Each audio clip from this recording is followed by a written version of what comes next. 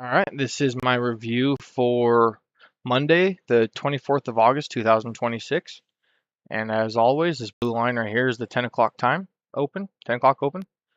So what I was wanting to see was after the 10 o'clock open, I wanted to see either 5 minute sell side liquidity, which would have been this low, or this 5 minute SIBI traded into. And as you can see, it does trade up into that 5 minute SIBI. Um, Although it did not have direct liquidity, it was trading above this liquidity again. See how 10 o'clock opens, trades above there again. Well, within that, or not within that, but after that, price traded down, creating this gap and closing below this inversion fair value gap on the 1 minute chart. Now, if we take our fib and go from high to low, I had an entry set right here on 50% and it just missed it. So I followed this down and told myself if we fail to take out this low and then we come back up to 50%, then I'll be short again. And you can't really see it because my mouse is right over it, but their arrow is right there on 50%. And the second entry should have come on 62%, but it didn't, so I just entered late. But anyhow, 50% entry, 62% entry short, aiming for this low down here. Just couldn't get it. Just flat out could not get it. And when price came up here into this once more, the same area, I thought that this was the one that we were going to use to run it. And honestly, I wasn't feeling so good about it, but I went ahead and entered on 50% anyways of this.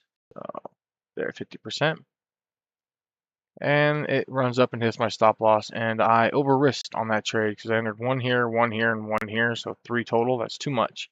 I'm still climbing myself out of drawdown. So that's unnecessary.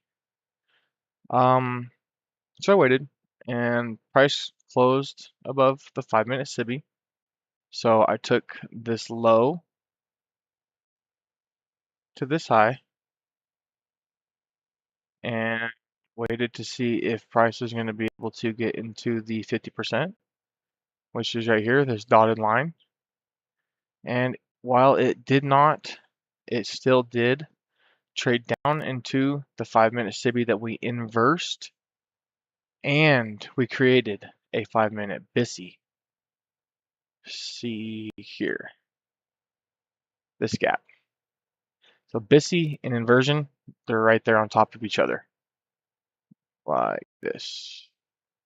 Okay, right here. Therefore, on the 1 minute chart, and my stop loss was a little too tight on my first entries on this, but so I want to note when these trades occur to make sure my stop loss is below either the SIBI or the BISI, preferably the BISI in line. And that would prevent this loss because I did go long here, here, and acquired another significant loss. Broke my rules again there. Thankfully, I knew exactly what was going on. That big wick down going below these lows, it was just a stop run. And still again, unable to reach 50%, but then we started rejecting. And so I entered back once, twice, once I saw us heading up. Got a third one in here, and then in this gap, institutional order flow, I took a long right there. And then I sat on it for these highs, took my first partial out there, and then second one there, and then the third one, you can't really see the arrow because it's right at the top, but I took the last one out right at the bottom of this SIBI, this 5 minute SIBI that was sitting inside of this 5 minute bearish breaker, which was the idea for longs here, which is also why I was wanting to see shorts here take out sell side so that we could turn and run up into this area up here. But just slow down, cowboy, because that's too risky.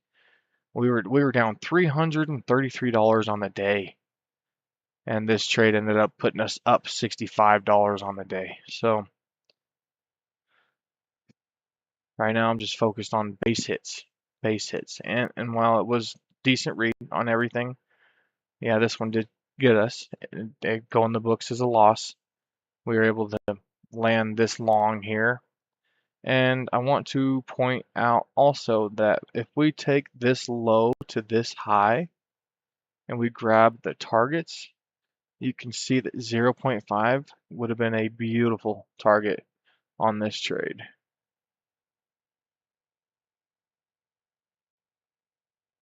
So that was today, Monday, and we got the whole week ahead of us still. So let's just be patient and require a good setup. One good trade every trade. One good trade every trade. Every trade.